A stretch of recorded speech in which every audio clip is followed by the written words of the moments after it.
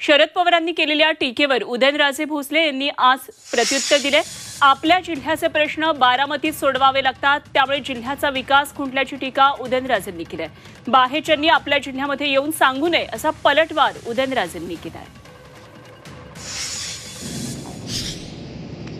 आज त्यावेळेस मी सगळ्यांना आवर्जून सांगितलं, जो निर्णय घ्यायचा ते तुम्ही आम्ही बसून घेऊ। बाहेरच्या जिल्ह्यातील लोकांनी आपल्याला येऊन सांगायचं नाही की आपल्या जिल्ह्यात आपण काय केलं पाहिजे।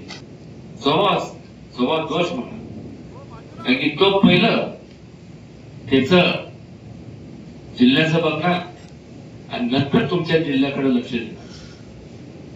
आणि तसंच घडलं, कुठलाही निर्णय घ्यायचा झाला तर बारामतीकडे धाव घ्यायची, बारामतीकडनं निर्णय आला तरच तो लागू होणार।